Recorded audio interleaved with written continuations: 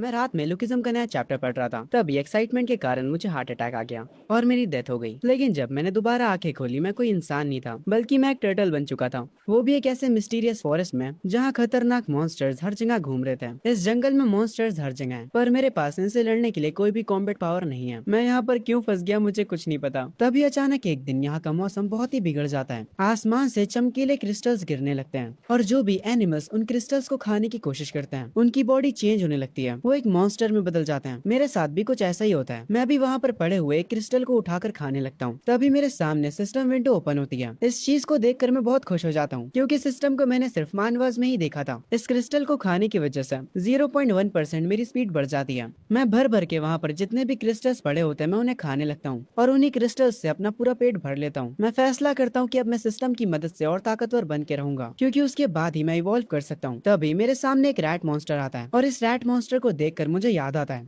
जब मैं यहाँ पर पहली बार आया था तब मैं अकेला नहीं था, मेरे और भी टर्टल भाई बहन थे, पर इसी रैट ने उन सबको खा लिया। वो रैट गुस्से में मेरी तरफ आ रहा होता है। मैं अभी अपनी नई नई मिली पावर्स को यूज करता हूँ और फुल स्पीड से उसकी तरफ चार्ज करता हूँ। हम दोनों आपस में टकराते हैं, पर उस रैट को इतना कुछ फर्क नहीं पड़ता, बल्कि कुछ ही देर में वो मुझे पकड़ लेता है और मेरे शेल को तोड़ने लगता है। मैं काफी डर जाता हूँ और अपने शेल के अंदर छुप जाता हूँ। मैं रोते हुए अपने सिस्टम से कहता हूँ, मेरे पास जितने भी फ्री पॉइंट्स हैं उन्हें मेरी स्पीड में डाल दो। जैसा मैंने कहा था, सिस्टम वैसा ही करता है। मैं रैट की पकड़ से निकल जाता हूँ और वापस से अपनी न्यू मिली पावर पर भरोसा करता हूँ। मैं तैयार हो जाता हूँ उस रैट के साथ रीमैच के लिए और उस पर अपनी फुल स्पीड से अटैक करता हूँ और आखिरकार मैं उसे मार देता हूँ, क्योंकि मैंने उसे मार दिया होता है। इसीलिए सिस्टम मुझे 2 पॉइंट्स देता है। उसके बाद मैं बाकी के चूहों से बचकर पानी के अंदर चला जाता हूँ, ताकि वो मेरा पीछा ना कर सके। पर एक जिद्दी चूहा पानी में कूद जाता है, पर उसे घंटा तैरना नहीं आता था। पानी में रहकर तुम मगरमच्छ से दुश्मनी नहीं कर सकते हो लाडले। खैर, अभी मैं मगरमच्छ तो नहीं हूँ, फिर भी मैं उस चूहे को मार देता हूँ, क्योंकि पानी में उसे मारना मेरे लिए बहुत आसान है। और ये चूहा कोई मामूली नहीं होता है, ये चूहा रैट किंग होता है। इसको मारने पे मुझे 5 पॉइंट्स मिल जाते हैं। इसको मारने के बाद मैं थोड़ा जोश में आ जाता हूँ, पर मेरा ये जोश किसी से बर्दाश्त नहीं होता। पानी के अंदर से एक बहुत बड़ी फिश बाहर आती है, जो कि मुझे खाने ही वाली थी, पर समय रहते मुझे वो दिख जाती है। उसे देखकर मेरी फट जाती है। मैं तुरंत वहाँ से भागने लगता हूँ। मैं इस मछली से फाइट नहीं कर सकता हूँ, ये रैट से काफी ज्यादा स्ट्रॉन्ग है। इससे पानी में जीतना मेरे लिए नामुमकिन होगा। मैं सिस्टम पॉइंट्स का इस्तेमाल करके अपनी पानी में तैरने की एबिलिटी की स्पीड को और बढ़ा देता हूँ और किसी तरह से उस मछली से बचकर जमीन पर पहुंच जाता हूँ। और वो मछली जैसे ही मुझे खाने आती है, मैं उसे तुरंत पकड़ लेता हूँ, क्योंकि इस बार मैं जमीन पर था। मैं उस मछली को मार देता हूँ। मैं सच में बाल बाल बचाऊं,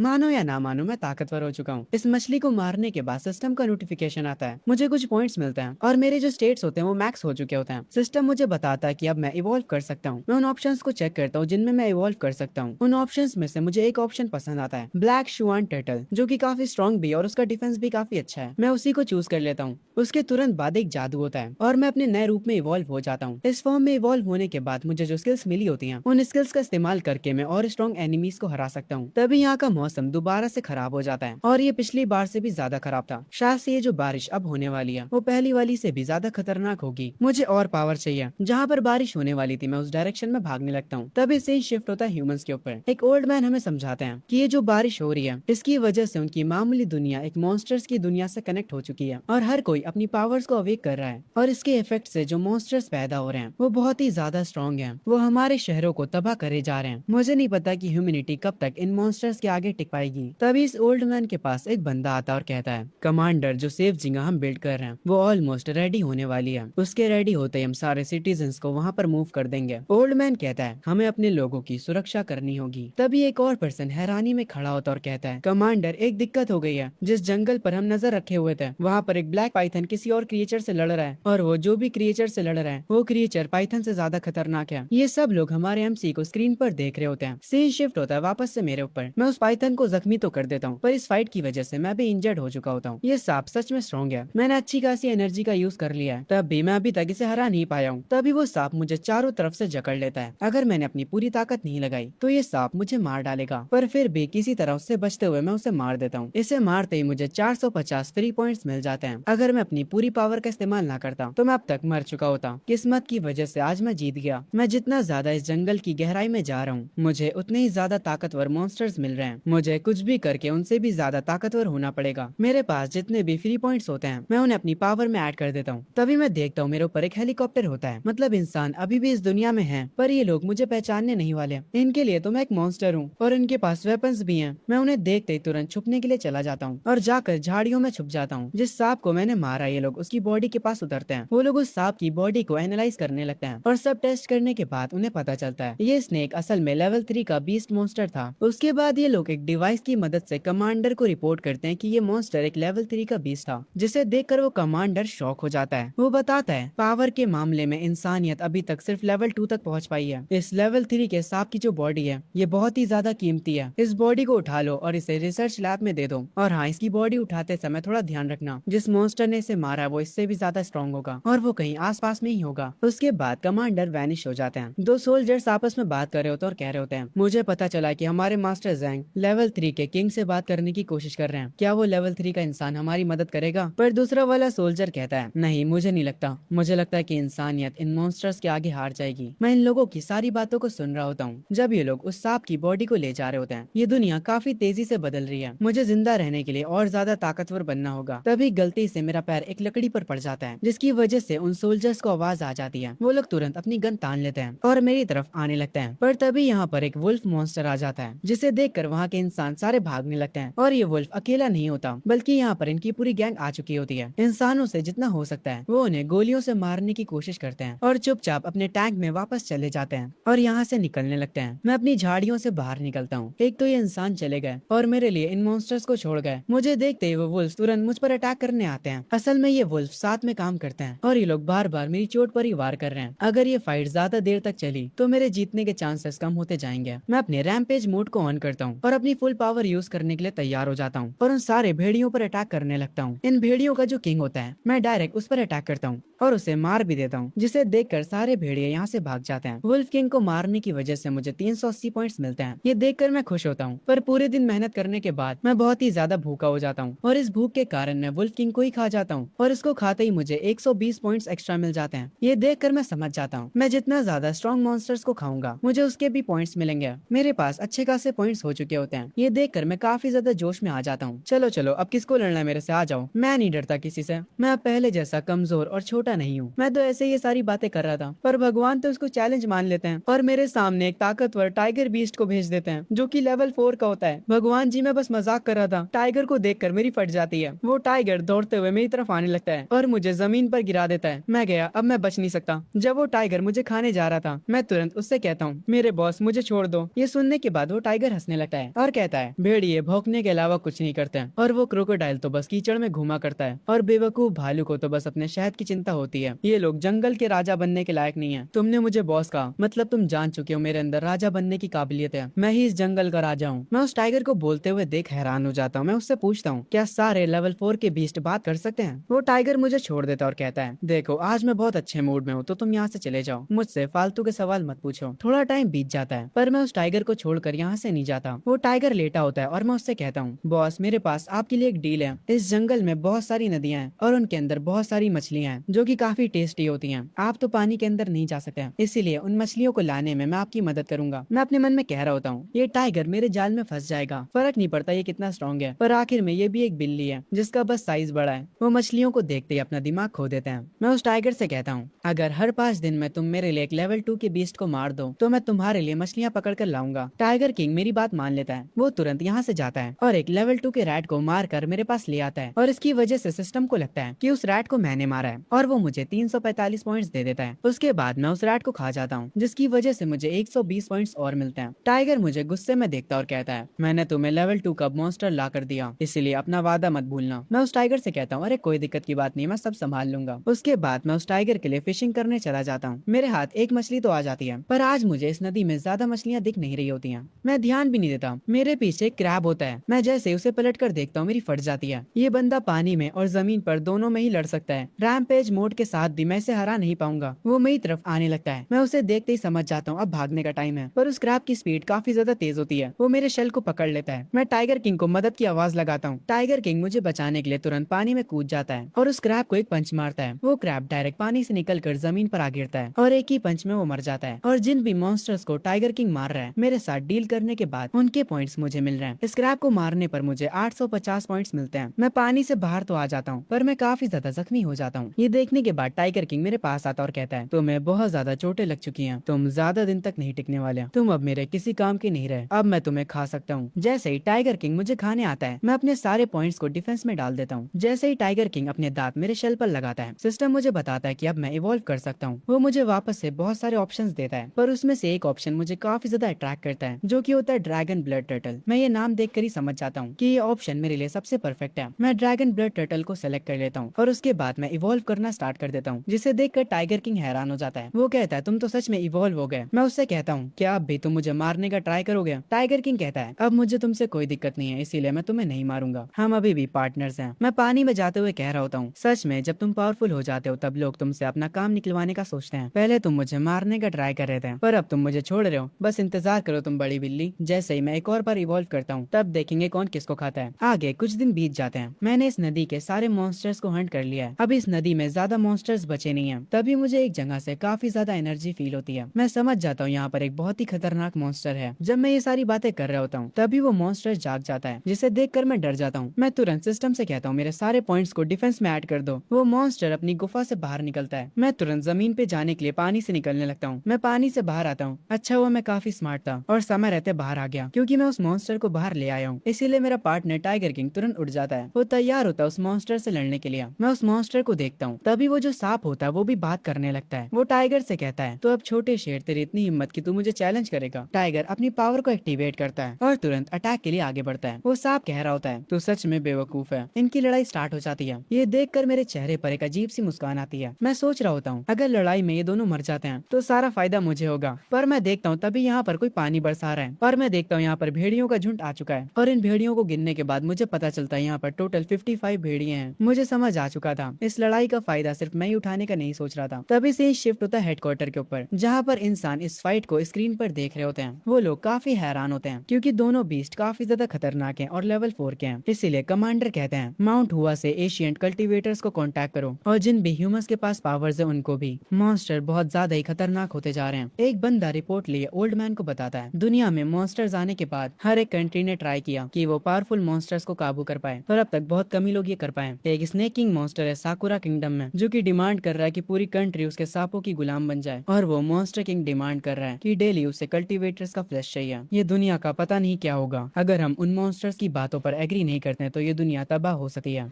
सीन शिफ्ट होता है मुझ पर। मैं एक पत्थर के पीछे छुपा होता हूँ और भेड़ियों को बाहर निकलते हुए देखता हूँ। ये सारे बस लेवल 2 के ही मॉन्स्टर्स हैं, मैं इन्हें संभाल सकता हूँ। पर तभी मैं देखता हूँ ये लोग यहाँ पर अकेले नहीं आए होते हैं। इनके साथ इनका लीडर यानी किंग भी है, जिसे देखकर मैं थोड़ा शॉक हो जाता हूँ क्योंकि एक आइस वुल्फ है। इस आइस वुल्फ के यहाँ आने की वजह से यहाँ पर ठंड काफी बढ़ जाती है। आइस वुल्फ को देखकर पानी से एक क्रोकोडाइल निकलता है और कहता है तुझे क्या लगा था भेड़िए, पानी के अंदर कोई किंग नहीं है? मैं दूर से खड़ा इन दोनों मॉन्स्टर्स के स्टेट्स देख रहा होता हूँ और इनके स्टेट्स सच में काफी ज्यादा कमाल के होते हैं। ये दोनों प्योर किलिंग मशीन है। वो आइस वुल्फ किंग आवाज लगाकर अपने बाकी के साथियों को बुला लेता है। टाइगर भी अपनी फाइट में बिजी था उस सांप के साथ। टाइगर एक पंच मारता है और उस सांप की एक आंख फोड़ देता है। क्रोकोडाइल भी जमीन पर आ जाता है। ये देखकर आइस वुल्फ अपने बाकी के साथियों के साथ उस पर अटैक कर देता है। इन दो मॉन्स्टर्स की फाइट यहाँ पर शुरू हो जाती है। मैं देखता हूँ टाइगर ने सांप को काफी ज्यादा जख्मी कर दिया होता है, इसीलिए अब मैं अपनी पावर यूज करने का फैसला करता हूँ और अपनी फुल पावर से उस सांप पर अटैक करता हूँ और उसे मार देता हूँ। ये सांप असल में पाइथन्स का किंग होता है। इसको मारने के बाद मुझे 1320 पॉइंट्स मिलते हैं। मैं टाइगर के पास जाता हूँ और वो काफी ज्यादा जख्मी होता है। मैं उसके पास जाकर कहता हूँ तुम्हें तो बहुत ज्यादा चोटें लग चुकी हैं, तुम ज्यादा दिनों तक नहीं टिक पाओगे। इससे अच्छा तुम मेरा खाना क्यों नहीं बन जाते हैं? ये बंदा टाइगर किंग से बदला ले रहा है। ये सुनने के बाद टाइगर किंग को बहुत ज्यादा गुस्सा आता है और वो कहता है तुम्हारे जैसे एक छोटे टर्टल की इतनी औकात की वो मुझसे ऐसे बात करेगा? जब तुम अपने शेल के अंदर थे तब मैं इस पूरे जंगल पर राज कर रहा था। मैं घायल हूँ तभी घातक हूँ। ये कहने के बाद टाइगर मुझ पर अटैक करता है, पर उसके अटैक का मुझ पर कोई भी असर नहीं होता क्योंकि मेरा डिफेंस काफी ज्यादा हो चुका है। उसके बाद मैं टाइगर पर अटैक करता हूँ, जिसकी वजह से टाइगर दूर जाकर गिरता है और उसके बाद मैं पास आकर उसे मार देता हूँ, जिसकी वजह से मुझे 1250 पॉइंट्स मिलते हैं। मैं उसे मारने के बाद उसे खा भी जाता हूँ और यहाँ से निकल जाता हूँ। दूर से ये चीज क्रोकोडाइल देख रहा होता है और वो कहता है क्या उस टर्टल ने अभी अभी किंग टाइगर को मार दिया? आइस वुल्फ जो कि अभी कुछ देर पहले उससे लड़ रहा था वो भी अब उसके साथ खड़े होकर मेरे बारे में बातें करने लगता और कहता है नहीं ऐसा नहीं हो सकता, टाइगर किंग जख्मी होने की वजह से मरा है, वो टर्टल बस लकी था। क्रोकोडाइल कहता है तुम बिल्कुल सही कह रहे हो, टाइगर कम से कम हमारे जितना स्ट्रॉन्ग था, ऐसा हो ही नहीं सकता कि एक छोटा सा टर्टल उसे मार दे। ये कहकर वो दोनों हंसने लगते हैं। मैंने जो टाइगर किंग को खाया था उसकी वजह से मुझे 350 पॉइंट्स और मिल जाते हैं। अब क्योंकि मैंने टाइगर किंग और पाइथन किंग को मार दिया है इसीलिए अब इस जंगल में मुझसे ज्यादा स्ट्रॉन्ग बस कुछ ही लोग बचे हैं। थोड़ा ही समय में मैं इस जंगल में सबसे ज्यादा स्ट्रॉन्ग बन जाऊंगा। ये कहने के बाद मैं हंसने लगता हूँ। तभी मैं पेड़ों के ऊपर से एक इंसान को जाते हुए देखता हूँ। मैं सोचता हूँ क्या ये वही कल्टीवेटर है जिसके बारे में वो लोग बात कर रहे थे? मैं उस कल्टीवेटर का पीछा करता हूँ। उस कल्टीवेटर के सामने एक बियर होता है जो कि चिल्लाते हुए उससे कहता है इंसान हो तुम्हें तुम्हारी औकात समझ नहीं आती क्या? वो अपने एक ही हाथ से एक पत्थर को तोड़ देता है। कल्टीवेटर पेड़ पर से उतरता है। वो इस गुस्से से भरे भालू को देखा और कहता है, क्या हुआ, तुम्हें इंसानों से इतनी दिक्कत क्यों है? क्या इंसानों ने तुम्हारा शहद खा लिया? यार, उन बूढ़े लोगों ने मुझे यहाँ पर भेज दिया। उन्होंने मुझसे कहा था कि ये बीस्ट मुझसे बस थोड़ा सा ही ज्यादा स्ट्रॉन्ग होगा, पर ये तो और ज्यादा स्ट्रॉन्ग लग रहा है। उन बूढ़ों ने मुझे यहाँ पर फंसा दिया। भाई तो खुद बूढ़ा आदमी है। खैर, दूर से मैं उस कल्टीवेटर को देख रहा होता हूँ और उसके स्टेट्स को चेक करता हूँ। ये कल्टीवेटर लेवल 3 का होता है, पर ये इंसान बियर किंग के आगे नहीं टिक पाएगा। कल्टीवेटर अपनी तलवार उठाकर कहता है, ओए काले भालू, मेरे सामने अपने घुटनों पर बैठ जाओ। तुम मेरे पावर सर्कल में आ चुके हो। कल्टीवेटर के पास से एनर्जी रिलीज होने लगती है, जिसे देखकर मैं कहता हूँ, ये एनर्जी तो काफी स्कैरी लग रही है। क्या ये इस कल्टीवेटर की कोई स्किल है? कल्टीवेटर की उस एनर्जी को निकलता हुआ देख बियर किंग कहता है, अगर मैं कोई लेवल 3 का मॉन्स्टर होता तो मुझे डर लगता, पर अब तुम्हारी पावर मेरा कुछ नहीं बिगाड़ पाएगी। कल्टीवेटर अपनी पावर को एक्टिवेट करता और कहता है, आज मैं तुम्हें ह्यूमंस की सीक्रेट आर्ट दिखाऊंगा। उस जंगल का पूरा वेदर चेंज हो जाता है। कल्टीवेटर की पावर इस पूरे जंगल को ही घेर लेती है। ये देखकर मैं कहता हूँ, मैं इस पावर के सर्कल में आ चुका हूँ, मैं इससे बच नहीं पाऊंगा।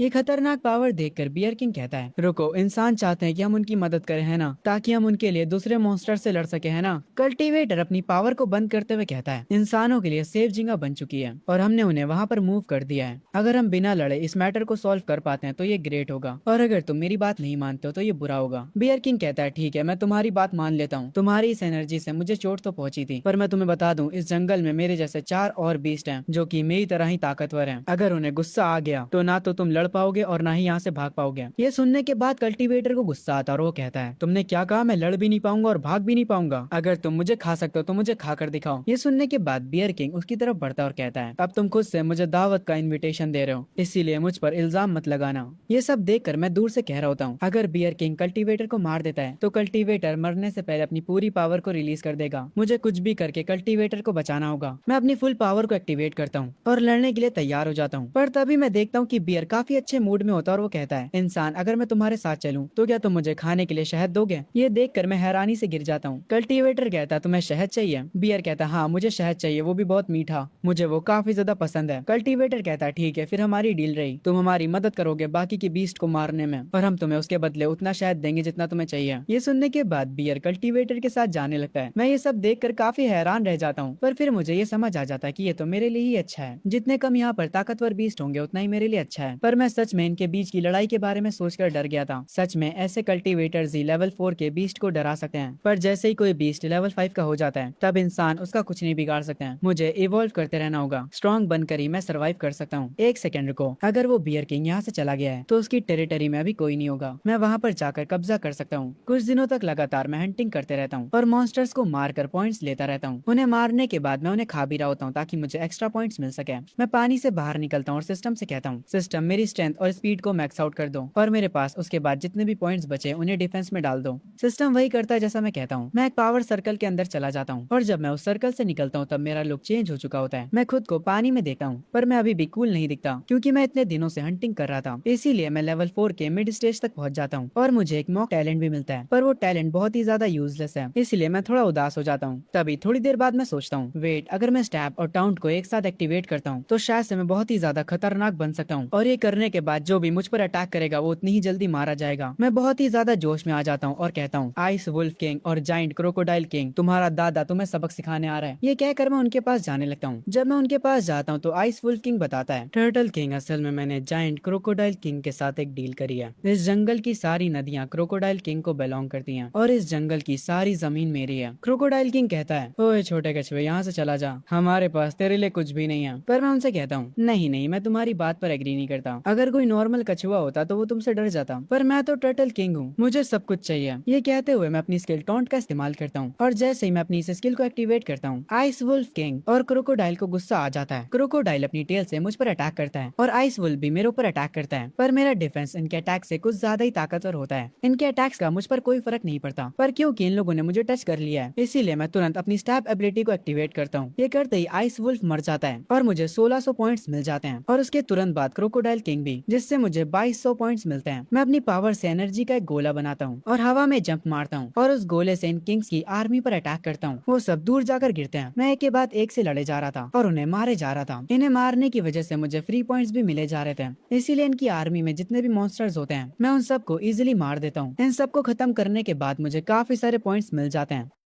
सीन शिफ्ट होता है इंसानों के हेडक्वार्टर्स पर। वो लोग इस फाइट पर नजर रख रहे होते हैं। वो लोग फैसला नहीं कर पा रहे होते कि मेरा जन्म इस कंट्री के लिए ब्लेसिंग है या फिर कर्स। एक चश्मे वाला आदमी कहता है, ये जंगल, इस जंगल का नाम तो इमोर्टल रिज है। ये तो वो एरिया है जो कि नॉर्थ वेस्ट फोर्ट्रेस मॉनिटर करता है। वो कल्टीवेटर जिसे हमने भेजा था वो माउंट हुआ से है। उसने रिसेंटली लेवल 4 के ब्लैक बियर को अपने जाल में फंसा लिया और अब वो बियर नॉर्थ वेस्ट को गार्ड कर रहा है। इसीलिए पावर के मामले में नॉर्थ वेस्ट फोर्ट्रेस रॉक की तरह सॉलिड हो चुका है। एक आर्मी वाला कमांडर कहता है, सर आपने बिल्कुल सही कहा, सेफ्टी के मामले में नॉर्थ वेस्ट फोर्ट्रेस नंबर 1 पर आता है। एक दूसरा बंदा कहता है, साउथर्न फोर्ट्रेस के पास लेवल 3 का कल्टीवेटर है और उनके पास मिड लेवल 4 का एक मॉन्स्टर किंग है। ईस्टर्न और नॉर्थर्न फोर्ट्रेस समंदर के किनारे पड़ते हैं, इसीलिए उन दोनों को मॉन्स्टर से खतरा है, इसीलिए वो हर टाइम प्रेशर में रहते हैं। ब्लू कपड़ों वाला चश्मिश बंदा कहता है, जो बूढ़ा आदमी पहले उस फॉरेस्ट में गया था उसे वहाँ दोबारा भेजो ताकि वो इस नए टर्टल किंग से बात कर सके। उसके बाद वो लोग एक माइक का यूज करते हैं ताकि वो उस बूढ़े आदमी को वीडियो कॉल कर सके। पर जैसे ही वो बूढ़ा आदमी सामने आता है वो कहता है, भाड़ में जाओ तुम लोगों ने क्या मुझे कोई दुकान समझ लिया है? जो तुम्हें चाहिए वो मैं ला कर दूं?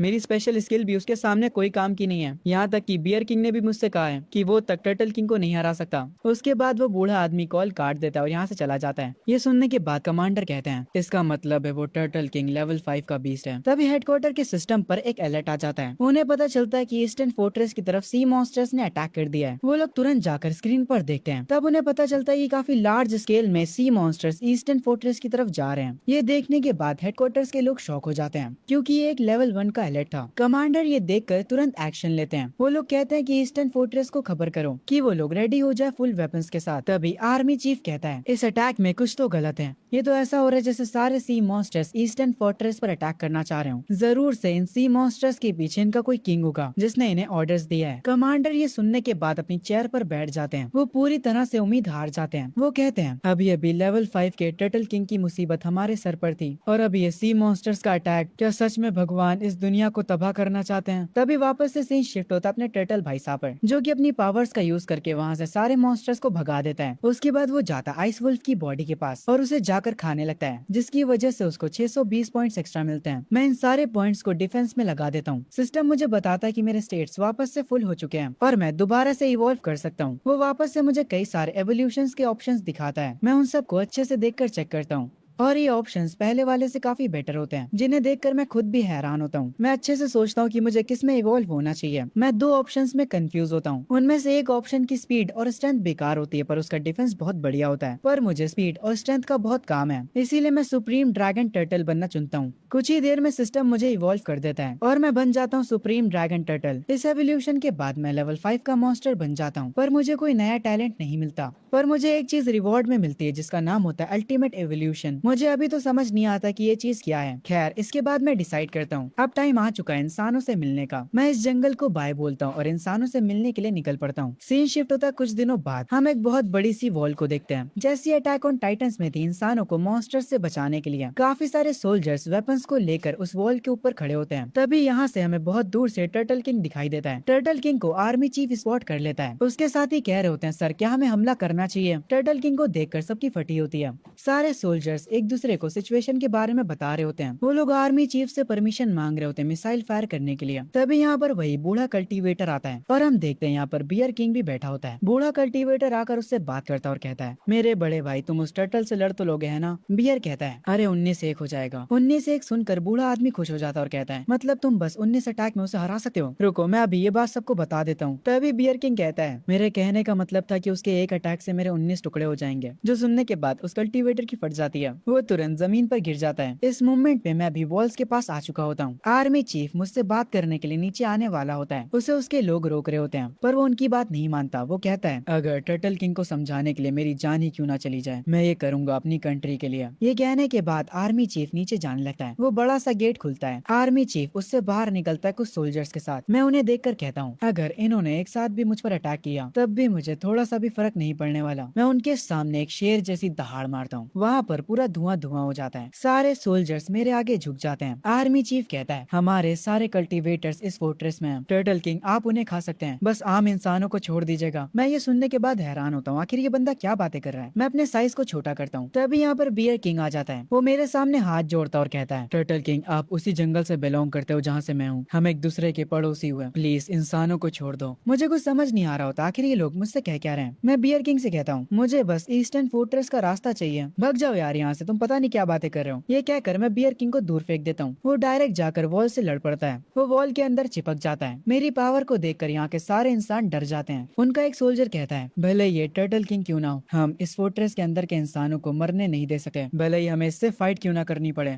मैं अपना साइज बड़ा करके आर्मी चीफ के पास जाता हूँ और कहता हूँ मुझे ईस्टर्न फोर्ट्रेस का बस रास्ता बता दो, मैं यहाँ से चला जाऊंगा। आर्मी चीफ कहता है मैं नहीं बताऊंगा, भले ही आज नॉर्थ फोर्ट्रेस तबाह हो जाए, मैं हमारे दूसरे साथियों के फोर्ट्रेस को तबाह होने नहीं दे सकता। मैं आर्मी चीफ से कहता हूँ ईस्टर्न फोर्ट्रेस पर जो सी मॉन्स्टर्स का अटैक हुआ है, मैं तो उन मॉन्स्टर्स को मारना चाह रहा था। ये सुनकर ऊपर से कल्टीवेटर कहता है टर्टल किंग क्या तुम सीरियस हो। मैं उनसे कहता हूँ अगर तुम्हें मेरा यकीन नहीं है तो मैं यहाँ से जा रहा हूँ। तभी आर्मी चीफ और वो कल्टीवेटर तुरंत मुझे रोकने लगते हैं। आर्मी चीफ तुरंत ईस्टर्न फोर्ट्रेस को कांटेक्ट करते हैं। आर्मी चीफ कहते हैं कि एक सुपरसोनिक जेट लाया जाए किंग टर्टल के लिए। वो बूढ़ा कल्टीवेटर भी काफी खुश होता और कहता है भगवान ने हमें धोखा नहीं दिया है। वो बूढ़ा कल्टीवेटर हंसने लगता है। तभी सीन शिफ्ट होता है ईस्टर्न फोर्ट्रेस पर, जहाँ पर वहाँ के रूलर्स खड़े होते हैं। उनके साथ कमांडर भी खड़े होते हैं। जो वहाँ का एल्डर होता है वो कहता है मेरे छोटे भाई किंग टर्टल यहाँ पर आने वाले हैं, हमें अपनी पूरी कोशिश करनी होगी ताकि हम उनका दिल जीत सके। उसका छोटा भाई कहता है मुझे पता है बड़े भाई, अगर हम किंग टर्टल का दिल जीत लेते हैं तो वो एक लेवल 5 का सुपर बीस्ट है, पूरा का पूरा ईस्टर्न फोर्ट्रेस हमारी फैमिली को फॉलो करेगा। तभी वहाँ पर एक यंग लड़का जो कि खड़ा होता है वो कहता है ग्रैंडपा क्या पावर इतनी जरूरी होती है। वो एल्डर अपने ग्रैंडसन के सर पे हाथ रखकर कहता है अगर हम ईस्टर्न फोर्ट्रेस को कंट्रोल कर पाए तो सारे रिसोर्सेस हमारे पास आ जाएंगे। मेरे बच्चे अगर तुमने खुद पर ध्यान नहीं दिया तो हेवन तुम्हें पनिश करेगा। उसका ग्रैंडसन कहता है ग्रैंडपा पर मुझे अभी भी लगता है कि ईस्टर्न फोर्ट्रेस का सरवाइव करना ज्यादा जरूरी है, ना कि हमारे फैमिली के फायदे का। उसका ग्रैंडपा कहता है तुम अभी भी बहुत छोटे हो, तुम बाद में सब समझ जाओगे। तभी कमांडर और उसका छोटा भाई नोटिस करते हैं किंग टर्टल यहाँ पर आ चुका होता है। वो एल्डर उसका वेलकम करता है। वो अपना नाम शेंगवान बताता है। वो कहता है कि उसकी फैमिली ने एक छोटा सा गिफ्ट प्रिपेयर करा किंग टर्टल के लिए। छोटा भाई उस गिफ्ट को आगे लेकर जाता है। उस बॉक्स में वो क्रिस्टल्स होते हैं जो कि आसमान से गिरे थे, पर उनकी क्वांटिटी देखने के बाद मैं कहता हूँ इतने से क्रिस्टल्स तो मेरे दांतों में ही अटक जाएंगे, इन्हें मेरे सामने से ले जाओ। ये देखकर शेंगवान फैमिली के एल्डर्स काफी हैरान हो जाते हैं। तभी कमांडर सामने आता और कहता है हेलो टर्टल किंग, मैं करंटली ईस्टर्न फोर्ट्रेस को मैनेज कर रहा हूँ, मैं शियानलोंग नेशन का प्राइम मिनिस्टर हूँ। मैं अपने साइज को छोटा कर लेता हूँ ताकि मैं इन लोगों से आराम से बातें कर सकूँ। एक प्राइम मिनिस्टर मुझसे बात कर रहा है, ये देखकर मैं अपने मन में कहता हूँ वाओ, मैं सच में काफी ज्यादा फेमस हो चुका हूँ। ये देखकर मैं थोड़ा खुश भी होता हूँ, पर पता नहीं क्यों सब ये देखकर काफी हैरान हो जाते हैं। शेंगवान फैमिली को लगता है कि मैं गुस्से में हूँ। वो एल्डर कहता है किंग टर्टल से एक पावरलेस बंदा बात कर रहा है, इसीलिए किंग टर्टल को गुस्सा आ गया है। छोटा भाई कह रहा होता है किंग टर्टल जरूर से अपनी बेइज्जती महसूस कर रहे होंगे। वो जाकर प्राइम मिनिस्टर से कहता है एक फालतू का ऐसा इंसान जो कि कल्टीवेट भी नहीं कर सकता है, तुम्हें क्या लगता है तुम्हारी औकात भी है किंग टर्टल से बात करने की? अभी ही यहाँ से चले जाओ। ये सुनने के बाद वो प्राइम मिनिस्टर उदास हो जाता है। वो किंग टर्टल को शुक्रिया बोलता है सबको डिजास्टर से बचाने के लिए और यहाँ से जाने लगता है। वो छोटा भाई किंग टर्टल से बात करने आता है और कहता है ईस्टर्न फोर्ट्रेस तो भी टेम्पररी है, इस फोर्ट्रेस को शेंगवान फैमिली यानी हमारी फैमिली मैनेज करती है। अगर आपको कभी भी कुछ भी चाहिए हो तो हमें बता दीजिएगा। पर मुझे इस बंदे पर गुस्सा आता है। मैं अपनी हल्की सी पावर यूज करता हूँ और ये बंदा गिर जाता है। मैं कहता हूँ तेरे से किसी ने बोलने के लिए कहा भी था जो तूने अपना मुंह खोला। ये देखकर शेंगवान फैमिली काफी हैरान रह जाती है। मैं प्राइम मिनिस्टर के पास जाता हूँ और उनसे कहता हूँ रुकिए, मेरे पास आपके लिए कुछ सवाल हैं। वो हैरान होते हैं, पर मैं उन्हें अपनी पीठ पर बैठने के लिए कहता हूँ और उन्हें लेकर यहाँ से जाने लगता हूँ। हम एक जगह पर जाते हैं जहाँ मैं उनसे पूछता हूँ आखिर इंसानियत के साथ अभी हो क्या रहा है। प्राइम मिनिस्टर मुझे बताते हैं कुछ महीनों पहले जो बारिश हुई थी जिसमें क्रिस्टल गिरे थे, उससे दुनिया भर के सारे क्रिएचर्स म्यूटेट हो गए। हम इस चीज का सामना नहीं कर पाए, इसीलिए काफी सारी कंट्रीज तबाह हो गईं। हमने ड्रैगन नेशन को बनाया 4 मेन फोर्ट्रेसेस ताकि हम मॉन्स्टर्स से फाइट कर सकें, पर वो हमारी सोच से भी ज्यादा ताकतवर निकले। हमने अपनी पूरी आर्मी भेज दी ताकि जितने भी सर्वाइवर्स बचे थे हम उन्हें पास वाली फोर्ट्रेस में शिफ्ट कर पाए। अभी के टाइम में साउथ फोर्ट्रेस को किंग आओ गार्ड कर रहा है, बियर किंग नॉर्थ वेस्ट को गाइड कर रहा है। नॉर्थ फोर्ट्रेस भी ऑलमोस्ट तबाह हो चुकी थी मॉन्स्टर्स के कारण, पर तभी पांडा बीस्ट ने हमारी मदद करी उन्हें हराने में। मैं प्राइम मिनिस्टर से पूछता हूँ कि बाकी कंट्रीज के क्या हाल हैं। वो मुझे बताते हैं कि साकुरा नेशन के पास एक पाइथन किंग है जो कि उनके वॉल्केनो के पास है। उसने साकुरा नेशन में सारे इंसानों को अपना गुलाम बना लिया है। इंसानों को उसे कल्टीवेटर्स का मीट देना पड़ता है, वरना वो उन्हें तबाह कर देगा। हाउशियांग नेशन के पास गोल्डन बियर गार्डियन है। अमेरिका के पास strange mutated bald eagle beast है। हमें इसके आगे की डिटेल्स नहीं पता है। मैं उनसे पूछता हूँ कि ह्यूमन कल्टीवेटर्स क्या कर रहे हैं। वो एक उदास चेहरे के साथ बताते हैं, इस दुनिया में ज्यादा लोग कल्टीवेटर्स नहीं बन पाते हैं। सिर्फ 30% लोग ही कल्टीवेटर्स बन पाते हैं। बाकी 70% लोग बीस्ट का मीट खाकर भी इंसान ही रह जाते हैं। मैं ये सुनकर हैरान होता हूँ। प्राइम मिनिस्टर बताता है, बीस्ट का मीट खाने से उनकी बॉडी तो बूस्ट होती है, पर वो कल्टीवेट नहीं कर पाते हैं और ना ही वो एनर्जी को प्रोड्यूस कर पाते हैं। तभी मैं समंदर में से एनर्जी आते हुए फील करता हूँ। मैं तुरंत प्राइम मिनिस्टर से कहता हूँ कि यहाँ से निकल जाए, यहाँ का मौसम बिगड़ जाता है। प्राइम मिनिस्टर अपने हेलीकॉप्टर में बैठकर यहाँ से निकल जाते हैं। तभी पानी में से बहुत सारे सी मॉन्स्टर्स बाहर आते हैं। मैं अपनी पावर को एक्टिवेट करता हूँ और एक के बाद एक उन्हें मारना स्टार्ट कर देता हूँ। मैं हर एक मॉन्स्टर को मारे जा रहा होता हूँ। सिस्टम मुझे इसके लिए पॉइंट्स भी दे रहा होता है। जितने भी मॉन्स्टर्स यहाँ पर आए थे मैं उन सबको खत्म कर देता हूँ, पर मुझे अभी भी पानी में से काफी खतरनाक एनर्जी फील हो रही थी। मैं पानी की तरफ देखते हुए कहता हूँ, अब तो बाहर आ जा यार, कब तक सब कुछ छुप कर देखेगा? क्या तुम्हारे पास कोई ताकत भी है? तभी पानी में से एक बहुत बड़ा ऑक्टोपस निकलता है।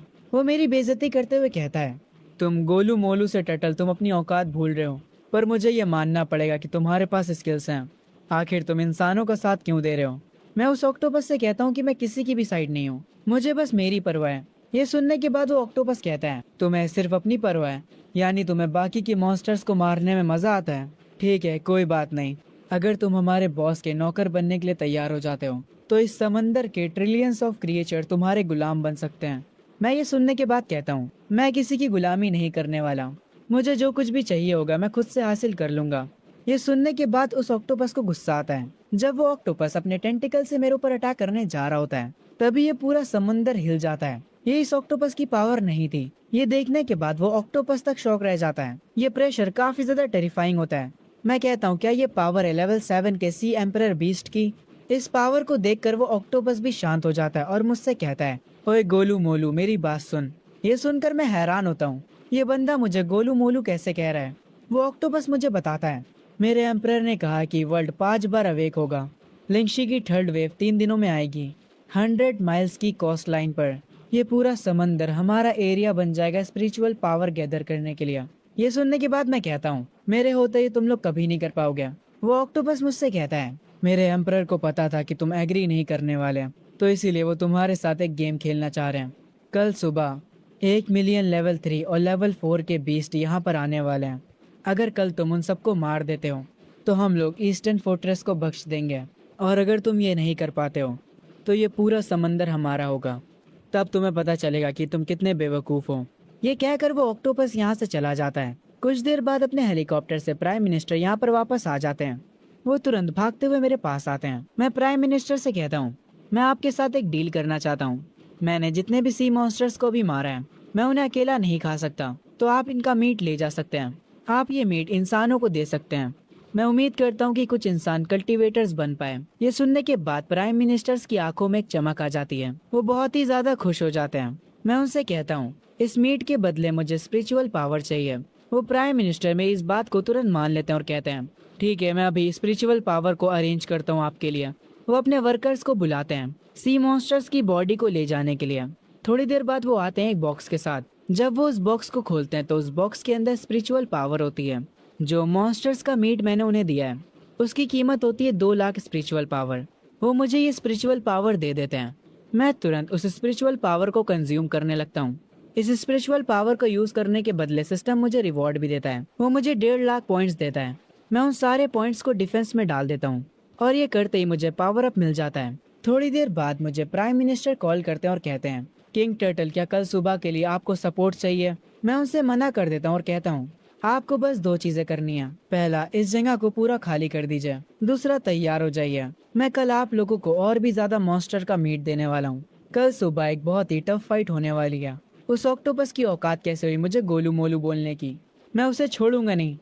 तभी यहाँ पर शाम से रात हो जाती है और मिलियंस ऑफ बीस्ट यहाँ पर आने लगते हैं।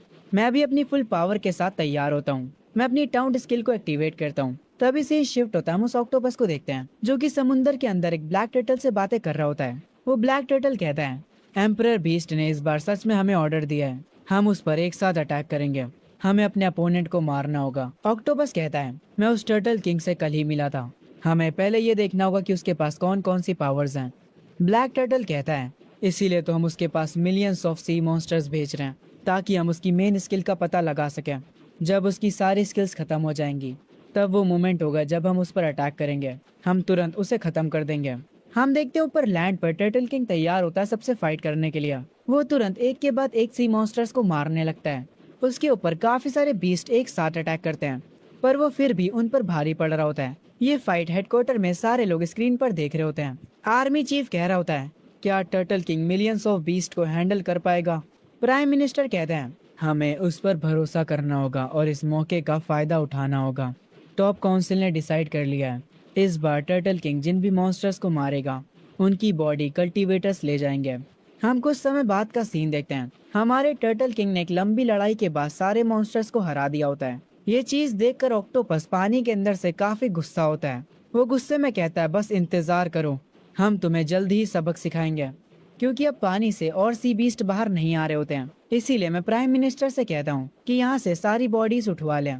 एक पर्सन मुझे देखकर डर जाता है। मैं उससे जबकि कहता भी हूँ कि मैं इंसानों को नहीं खाता हूँ।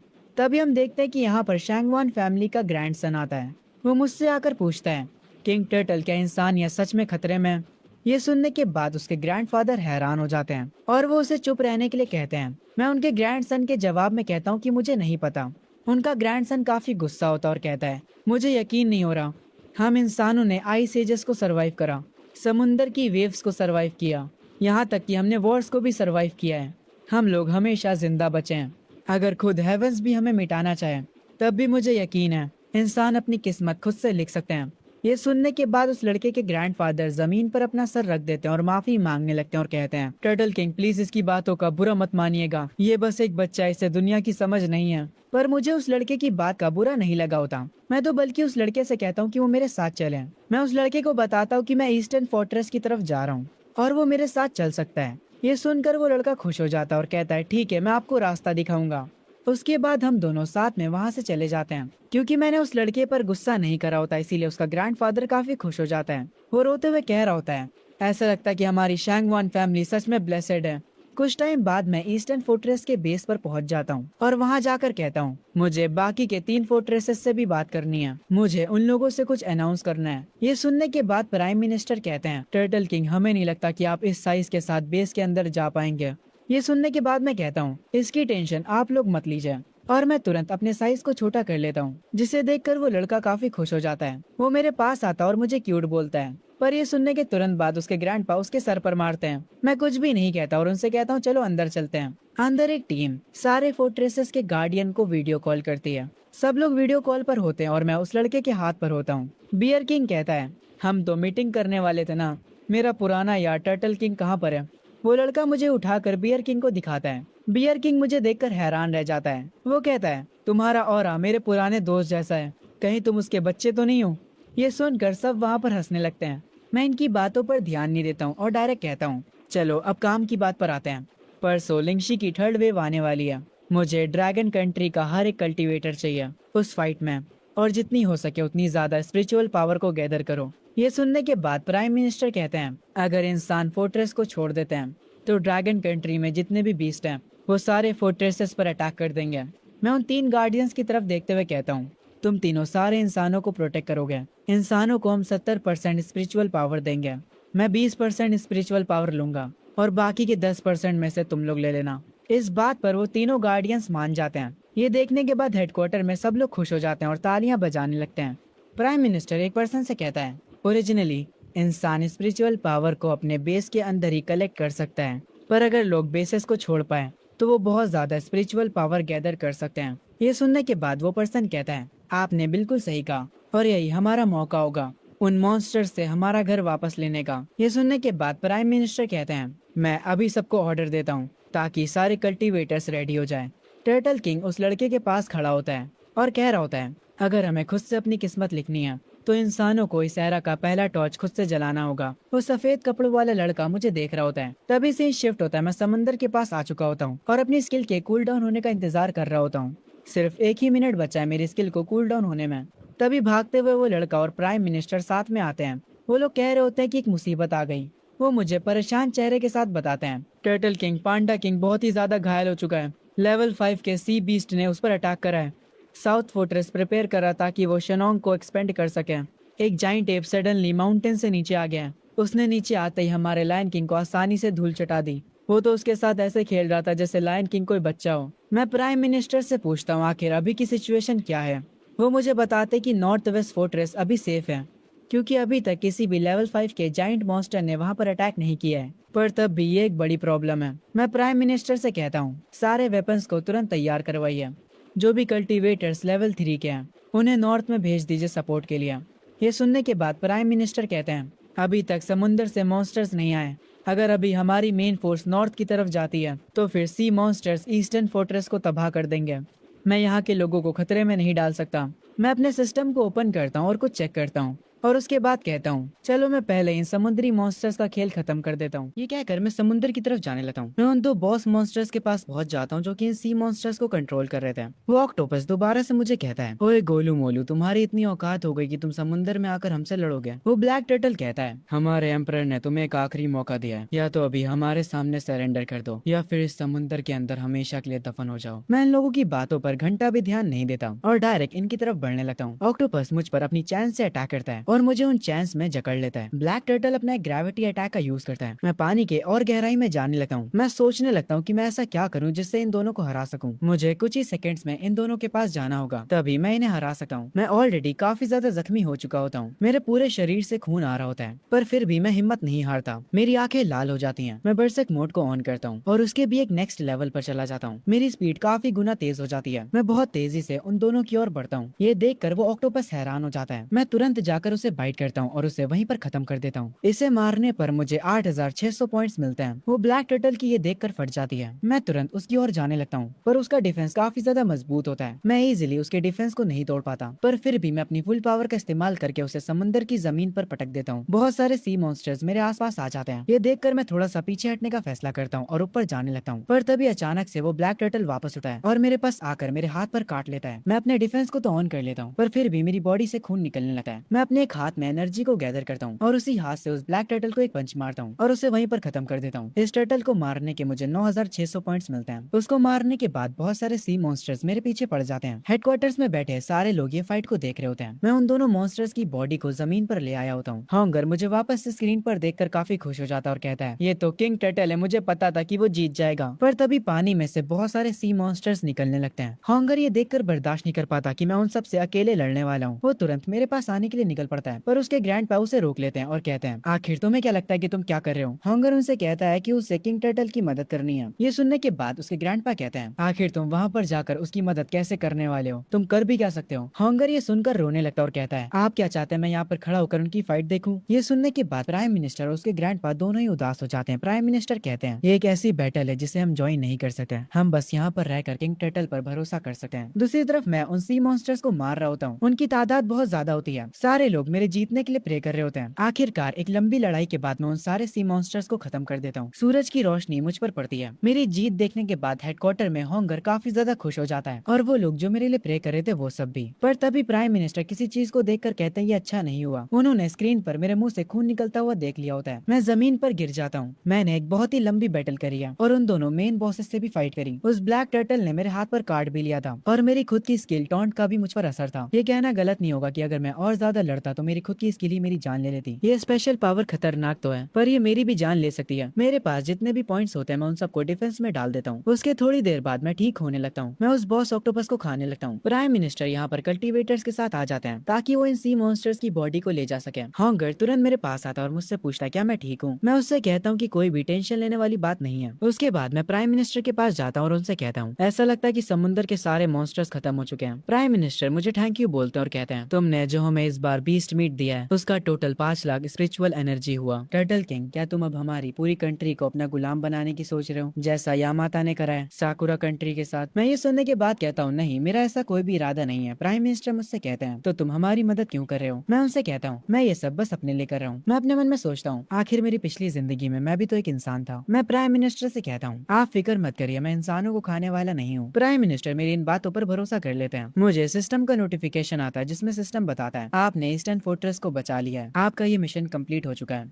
फेथ को 1 लाख से इंक्रीज करा जा रहा है। सिस्टम को बंद करते ही मैं तुरंत फैसला करता हूँ, मैं इस ड्रैगन कंट्री से सारे बीस्ट को भगाने वाला हूँ। मैं जाकर उन्हें एक एक करके मार दूंगा। पहले मैं जाऊंगा नॉर्थर्न फोर्ट्रेस पर। हॉन्गर ये सुनकर कहता है, किंग टर्टल प्लीज मुझे अपने साथ ले चलिए, मैं आपको वहाँ जाने का रास्ता दिखाऊंगा। मैं उसकी बात मान लेता हूँ और उसे अपने साथ लेकर यहाँ से निकल जाता हूँ। सीन शिफ्ट होता है नॉर्थर्न फोर्ट्रेस पर, जहाँ का एक कमांडर कहता है कि पांडा किंग की इंजरी कैसी है। एक सोल्जर ये सुनकर काफी गुस्से में होता है और वो कहता है, उनके इंटरनल ऑर्गन्स डैमेज हो चुके हैं, उनको पहले जैसा बनने के लिए कम से कम 1 महीने का आराम चाहिए। वो लाल क्रोकोडाइल अचानक से समंदर से निकल आया और पांडा किंग पर अटैक कर दिया। वो मॉन्स्टर जरूर से लेवल 5 का होगा। तभी एक सोल्जर आकर बताता है, कमांडर हमारी एमओ खत्म होती जा रही है, हमारा डिफेंस ज्यादा दिनों तक नहीं चलने वाला, हमारे कल्टीवेटर्स एक एक करके फाइट कर रहे हैं, वो भी अब अपनी लिमिट पर पहुंच चुके हैं। ये सुनने के बाद कमांडर कहता है, क्या ईस्टर्न फोर्ट्रेस से किंग टर्टल सच में हमारे वहाँ आ रहा है? वो सोल्जर तुरंत कहता है, हाँ सर, वो हमारे वहाँ आ रहा है, वो 10 घंटों में हमारे फोर्ट्रेस में पहुंच जाएगा। ये सुनकर वो जख्मी वाला सोल्जर खुश हो जाता और कहता है, ये तो बहुत अच्छी बात है, अगर किंग टर्टल हमारे साथ होगा तो हम उस क्रोकोडाइल को सबक सिखा देंगे। तभी यहाँ पर इमरजेंसी अनाउंसमेंट होती है। रेड क्रोकोडाइल वापस से समंदर से बाहर आ चुका है, वो हमारे डिफेंस को तोड़ रहा है, वो हमारे फोर्ट्रेस की तरफ बहुत तेजी से बढ़ रहा है। कमांडर तुरंत अलर्ट हो जाने की अनाउंसमेंट करते हैं। वो सबको एक आखिरी अटैक के लिए तैयार करते हैं। वो कल्टीवेटर से कहते हैं कि जितना समय तक हो सके उतने समय तक क्रोकोडाइल को रोके रखें ताकि किंग टर्टल यहाँ पर आ सके। वो जख्मी वाला सोल्जर कहता है, शायद से हम किंग टर्टल के आने तक उसे ना रोक पाए। तभी किंग टर्टल जो कि हेलीकॉप्टर में बैठकर आ रहा होता है, उसे भी नॉर्थर्न फोर्ट्रेस की सिचुएशन की खबर मिलती है। नॉर्थ फोर्ट्रेस वाले लोग किंग टर्टल को बताते हैं कि वो बस 3 घंटे और टिक पाएंगे। मैं हॉन्गर से पूछता हूँ कि वहाँ पर पहुंचने में कितना टाइम लगेगा। हॉन्गर कहता है कम से कम 8 और घंटे। ये सुनकर मैं अपने साइज को थोड़ा बड़ा कर लेता हूँ और कहता हूँ, ये तो बहुत टाइम लगा देगा। और ये कहकर मैं तुरंत उस हेलीकॉप्टर से कूद जाता हूँ। मैं जमीन पर लैंड करता हूँ। हॉन्गर भी मेरे पीछे कूद जाता है और वो डायरेक्ट मेरे शेल पर आकर बैठ जाता है। मैं हॉन्गर से कहता हूँ कि मुझे रास्ता बताए और हॉन्गर वैसा ही करता है जो डायरेक्शन हॉन्गर ने मुझे बताई होती है। मैं उस तरफ फुल स्पीड में जाने लगता हूँ। तभी से शिफ्ट होता है नॉर्थर्न फोर्ट्रेस की तरफ। ह्यूमंस और मॉन्स्टर्स आपस में फाइट कर रहे होते हैं। गन्स की फायरिंग और रेड क्रोकोडाइल कहर मचा रहा होता है। वो लोग उस पर मिसाइलों से अटैक करते हैं, पर उस क्रोकोडाइल को घंटा भी फर्क नहीं पड़ता। वो उनसे कहता है, इंसानों तुम लोग जो कुछ भी कर लो, सब कुछ मेरे आगे बेकार है। वो बैटल फील्ड पर हर किसी को मारे जा रहा होता है। ये देखकर वो कमांडर जो कि सबको ऑर्डर्स दे रहा होता है, वो हैरान होता है। क्रोकोडाइल चिल्लाते हुए कहता है, इंसानों तुम लोगों ने मुझे गुस्सा दिलाया है। वो अपनी टेल से वहाँ की दीवार को तोड़ देता है। सारे मॉन्स्टर्स अंदर घुसने लगते हैं। पांडा किंग उसके सामने आकर खड़ा हो जाता और कहता है, यहाँ से चले जाओ। ये सुनने के बाद क्रोकोडाइल कहता है, तुम्हारे जैसा घायल कूड़ा मुझे नहीं रोक सकता, और वो अपने एक अटैक से पांडा किंग को दूर फेंक देता है। वो मगरमच्छ होते हुए भी शेर की तरह दहाड़ता है। हेडक्वार्टर्स में सारे लोग परेशान हो जाते हैं। कमांडर की आंखों से तो आंसू तक आ जाते हैं। उन्हें लगने लगता है कि ये उनका अंत है। तभी एक सोल्जर नोटिस करता है और वो खुश हो जाता और कहता है, किंग टर्टल, हमें किंग टर्टल दिखाई दे रहे हैं। किंग टर्टल जो कि काफी स्पीड में इधर की तरफ भागते हुए आ रहा होता है, उसको देखने के बाद लोगों में एक नई होप आ जाती है। मैं वहाँ पर पहुंच चुका होता हूँ जहाँ पर सारे लोग आपस में फाइट कर रहे होते हैं। वो इंसान जो कि फाइट नहीं कर सकते, वो खुद को सेफ रखने के लिए छुप कर बैठे होते हैं। मुझे काफी ज्यादा गुस्सा आता है और मैं उस क्रोकोडाइल के पास जाकर कहता हूँ, तूने अब हद पार कर दिया, तुमने यहाँ के लोगों को परेशान करके रख दिया है। इस शहर के सारे लोग मेरे पीछे आओ, हम इन्हें खत्म कर देंगे। ये सुनने के बाद क्रोकोडाइल मुझसे कहता है, अरे मेरे गोलू मोलू टर्टल, मैं भी देखना चाहता हूँ कि तेरा स्वाद कैसा होगा। ये सुनते ही मैं कहता हूँ, वो तो बाद में पता चलेगा कि कौन किसको खाता है, मैं तेरे को अब सबक सिखाऊंगा। मैं अपनी टॉन्ट स्किल को एक्टिवेट करता हूँ, जिसे देखकर क्रोकोडाइल को गुस्सा आता है और वो तुरंत मुझ पर चार्ज करता है। मैं भी उसके पास जाता हूँ और उसे कुछ पंचेस मारता हूँ, पर मेरे पंचेस उस क्रोकोडाइल पर असर नहीं करते। मैं समझ जाता हूँ कि इसकी स्किन कुछ ज्यादा ही मजबूत है। क्रोकोडाइल थोड़ी देर के लिए शांत होता है और मुझसे कहता है, टर्टल किंग, तुम भी हमारी तरह एक मॉन्स्टर हो, पर फिर भी तुम इंसानों के लिए काम कर रहे हो। ये चीज देखकर डीप सी का एम्परर काफी गुस्सा है, तुम्हें आगे चलकर इसका पछतावा होगा। मैं इस बंदे की बातों पर ध्यान नहीं देता हूँ और अपने मन में सोचता हूँ, अगर मैं इसे ऊपर से नुकसान नहीं पहुंचा पा रहा हूँ तो मैं इसे अंदर से नुकसान पहुंचाने की कोशिश करूंगा। जब वो मेरे ऊपर अटैक करने आ रहा होता है, तब मैं अपनी टेल को उसके मुंह में डाल देता हूँ,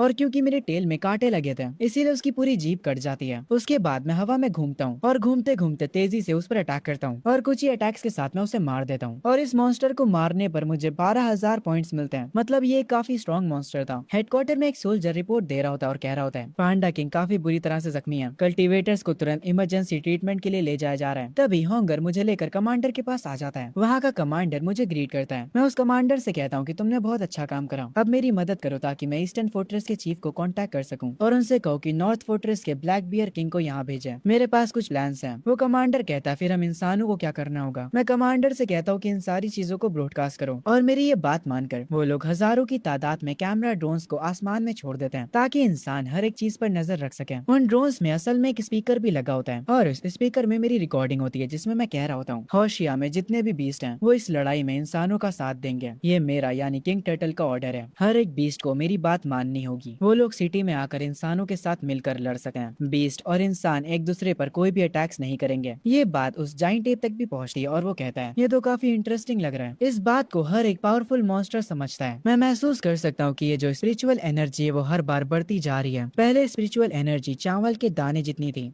उसके बाद वो थोड़ी बड़ी हुई और अभी ये स्पिरिचुअल एनर्जी एक बॉल जितनी हो चुकी है। मैं उस एनर्जी को खा लेता हूँ। तभी मैं देखता हूँ मेरे सामने काफी सारे मॉन्स्टर्स होते हैं जो कि काफी तेजी से मेरी तरफ आ रहे होते हैं। वो जाइंट एप मेरे पास आता है और मुझसे कहता है शेनोंग के माउंटेन्स में जितने भी लिविंग बींग्स हैं मैं उनकी तरफ से आया हूँ। एक ग्रीन ड्रैगन भी यहाँ पर आया होता है। वो कहता है कि वो चैंग जियांग के एक्वाटिक लैंड की तरफ से आया है और यहाँ पर एक ईगल भी आया होता है। ये जितने भी पावरफुल मॉन्स्टर्स यहाँ पर आए होते हैं टर्टल किंग से मिलने के लिए, वो सब लोग मिलकर टर्टल किंग को ग्रीट करते हैं। एप ऑफर देते हुए कहता है मेरे माउंटेन्स में जितने भी स्पिरिट एसेंस हैं वो ह्यूमंस के लिए फ्री हैं, वो उन्हें जाकर कलेक्ट कर सकते हैं। पर क्योंकि हम भी बीस्ट किंग हैं और हमारे भी कुछ रूल्स हैं, इसीलिए जो भी स्पिरिट एसेंस इंसान कलेक्ट करेंगे उसमें का 1% हमें मिलेगा। हम इतना भी कुछ ज्यादा डिमांड नहीं कर रहे हैं। हॉन्गर एक डिवाइस लिए खड़ा होता है और ये सारी बातें प्राइम मिनिस्टर सुन रहे होते हैं और वो जाइंट एप की इस बात पर एग्री कर जाते हैं। वो तो खतरनाक बीस्ट हॉन्गर को यहाँ से जाने के लिए कहते हैं। हॉन्गर यहाँ से चला जाता है। उसके जाने के बाद वो ड्रैगन बताता है ये जो स्पिरिट एसेंस की बारिश हुई थी ये तीसरी बार नहीं है बल्कि ये चौथी बार हुई है। हम इस बारिश को लिंगशी बुलाते हैं। जो पहली लिंगशी थी वो 50 सालों पहले हुई थी। इसके बाद जाइंट एप कहता है जब पहली बार लिंगशी हुई थी तब फर्स्ट जनरेशन के बीस्ट मैन पैदा हुए थे।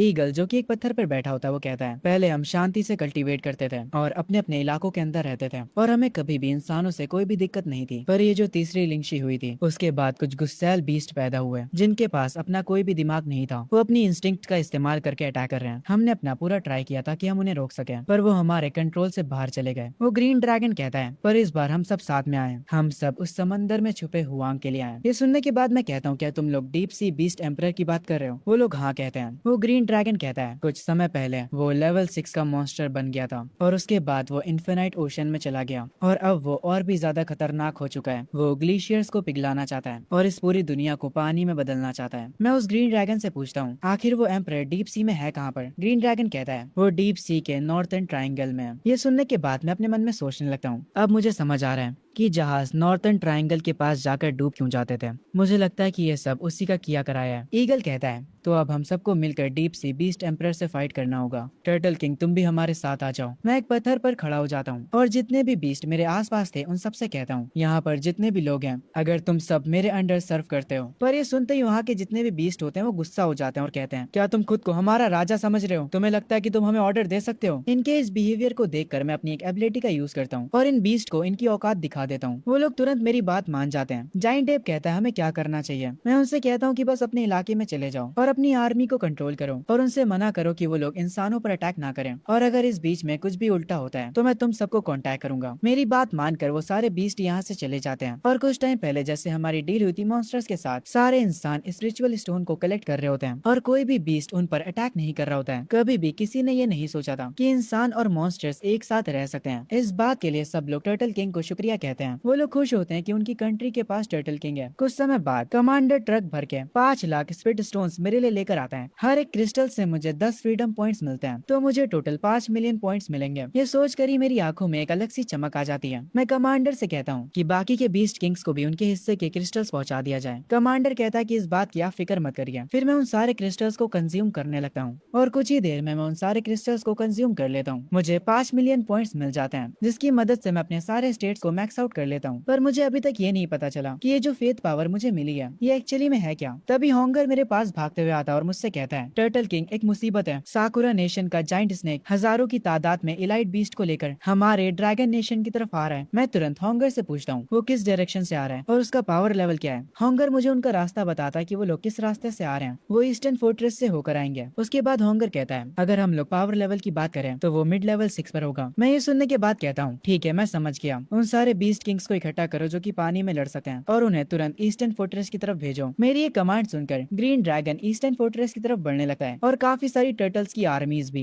हर एक पानी वाला मॉन्स्टर ईस्टर्न फोर्ट्रेस को बचाने के लिए निकल पड़ता है। इतने सारे मॉन्स्टर्स को अपनी तरफ आता हुआ देख प्राइम मिनिस्टर्स और चीफ हैरान हो जाते हैं। वो सारे मॉन्स्टर्स ईस्टर्न फोर्ट्रेस में अपना कदम रख देते हैं। वहाँ का कमांडर उनसे कहता है, जितने भी बीस्ट किंग यहाँ पर हैं, मैं उन सबको बताना चाहूंगा, हमें खबर मिली है कि ओरोची और उसकी आर्मी कल तक आ जाएगी। हमने सारी तैयारियां कर ली हैं, पर हमारी एक और भी दिक्कत है, हम इतने जाइंट मॉन्स्टर्स के साथ कैसे कोऑर्डिनेट करेंगे। ये सुनते ही ग्रीन ड्रैगन कहता है, इंसान क्या तुम कहना चाहते हो कि तुम मेरी आर्मी को कमांड करोगे। ये सुनकर वो टर्टल भी गुस्सा हो जाता है और कहता है, हम लोग सिर्फ अपने किंग की बात मानते हैं। ये सुनकर कमांडर और प्राइम मिनिस्टर दोनों ही हैरान रह जाते हैं। पर तभी मैं वहाँ पर पहुँचता हूँ और कहता हूँ, अगर तुम लोग इनकी बात नहीं मानोगे तो हम इस फाइट को कैसे जीतेंगे। तुम्हारे पास कोई भी बैटल एक्सपीरियंस नहीं है और ना ही मेरे पास है, पर इन ह्यूमंस ने काफी सारी वॉर्स को सर्वाइव किया है। मेरी बात सुनकर ग्रीन ड्रैगन कहता है, क्योंकि ये बात टर्टल किंग कह रहा है इसीलिए मैं ये करूंगा। वो दूसरा वाला टर्टल भी बात मान जाता है और एब तो वैसे भी एग्री करने ही वाला था। एब कहता है, ठीक है फिर हमें बताओ कि हमें क्या करना है। ये सुनने के बाद जो कमांडर होते हैं वो कहते हैं, हमें एक ऐसा रास्ता चाहिए जिसकी मदद से हम फाइट के दौरान एक दूसरे से बात कर सकें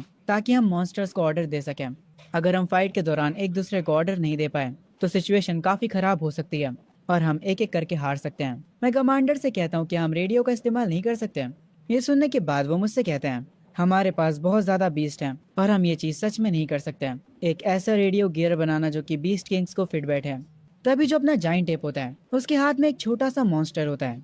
जाइंट एप कहता है, तुम्हारी ये प्रॉब्लम मैं सॉल्व कर देता हूँ। मेरे हाथ में ये जो मॉन्स्टर है उसके टैलेंट की मदद से हम एक दूसरे से कनेक्ट कर सकते हैं। ये सुनने के बाद मैं जाइंट एप से कहता हूँ, क्या तुम्हें यकीन है कि ये चीज अच्छे से मैसेज सेंड कर पाएगी। ये सुनने के बाद जाइंट एप कहता है, हमारे शेनोंग माउंटेन की 9 स्टार फॉक्स को अंडर एस्टिमेट मत करो, वो लेवल 1 पर भी हमारे बहुत काम आ सकती है। इसकी एबिलिटी की मदद से हम एक दूसरे से काफी दूर तक भी बात कर सकते हैं और अगर ये फाइट के बीच में लेवल अप होती है तो इसकी ये एबिलिटी और भी ज्यादा खतरनाक हो जाएगी। तभी वो जो 9 स्टार फॉक्स होती है ये लोग उससे प्राइम मिनिस्टर के ब्रेन से कनेक्ट कर देते हैं। अब जो भी 9 टेल फॉक्स बोलेगा वो असल में प्राइम मिनिस्टर बोल रहे हैं। पहले जो ये 9 टेल फॉक्स है वो अपनी एबिलिटी का इस्तेमाल करती है और इस बात का पता लगाती है कि कितने सारे बीस्ट इनकी तरफ आ रहे हैं। वो बताती है कि दुश्मन के साथ 30 बीस्ट किंग्स हैं। ये सुनने के बाद होंगर शॉक हो जाता है और कहता है, उनके पास 30 बीस्ट किंग हैं, हमारे पास तो सिर्फ 15 हैं। ये सुनने के बाद सब लोग हैरान हो जाते हैं। तभी फॉक्स कहती है, उसका ब्रेन अब कमांडर से कनेक्ट हो चुका है। ये फॉक्स कहती है, हम इंसान तुम्हें अच्छे वेपन्स प्रोवाइड करेंगे, तो सारे बीस्ट किंग बताओ कि उन्हें कैसे वेपन्स चाहिए।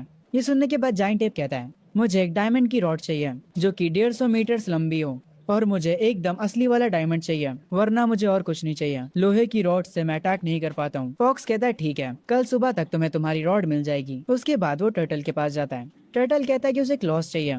फॉक्स कहता है, ठीक है मैं समझ गया, पर इसके लिए इंसानों को तुम्हारे हाथों की नाप लेनी होगी। जो टर्टल होता है वो अपने हाथों की नाप देने के लिए तैयार हो जाता है। कुछ ही देर में इंसान यहाँ पर आ जाता है उसके हाथों की नाप लेने। वो लोग उसकी नाप लेते हैं और यहाँ से चले जाते हैं। ग्रीन ड्रैगन कहता है, मुझे चाहिए डायमंड क्लॉ कवर्स, वो मेरी पावर को काफी बूस्ट कर देगा। पर टाइगर यहाँ पर सबसे अलग ही बात कर रहा होता है। वो कह रहा होता है, मुझे चाहिए पर मुझे उड़ना है, बहुत ऊंचा उड़ना है। मैं बचपन से उड़ने के सपने देख रहा हूँ पर उड़ ही नहीं पा रहा हूँ। ये सुनने के बाद फॉक्स कहता है, तुम बस इन सारी चीजों के सपने देखो, ये नहीं होने वाला, हम तुम्हारे लिए पर नहीं बना सकते। ये सुनने के बाद बाकी सारे बीस्ट टाइगर पर हंसते हैं। तभी सीन शिफ्ट होता है अगली सुबह। जाइंट एप को उसका डायमंड का रॉड मिल जाता है और टर्टल को उसके क्लॉज। फॉक्स सबसे कहता है कि अब तैयार हो जाओ फाइट के लिए। सब लोग उन्हें जो लोकेशन दी जाती है उस लोकेशन पर चले जाते हैं। ग्रीन ड्रैगन पानी के अंदर चला जाता है। मैं अभी भी बीच पर खड़ा होता हूँ और इस फाइट के लिए तैयार होता हूँ। टेलीपैथी की मदद से फॉक्स मुझे बताता है, हमें नया डाटा मिला है, दुश्मन की तरफ से 45 बीस्ट किंग आ रहे हैं और 1 लाख से ज्यादा के बीस्ट लेवल 4 के हैं। पर मैं अपने मन में सोच रहा होता हूँ, इस बार मैं ये फाइट अकेले नहीं कर रहा हूँ, मेरे साथ ये फाइट पूरी कंट्री लड़ेगी। हमारा बस एक ही गोल है, इस लड़ाई को जीतना। तभी मुझे दूर से एक इंसान दिखता है जो कि एक बीस्ट के ऊपर होता है। उस इंसान को देखकर सारे लोग हैरान हो जाते हैं, यहाँ तक कि मैं भी। हमारे साइड के जितने मॉन्स्टर होते हैं वो तक हैरान हो जाते हैं कि आखिर एक इंसान एक मॉन्स्टर को कैसे कंट्रोल कर सकता है। पर तभी मैं उस इंसान के ऑरा से समझ जाता हूँ वो पर्सन कोई इंसान नहीं है,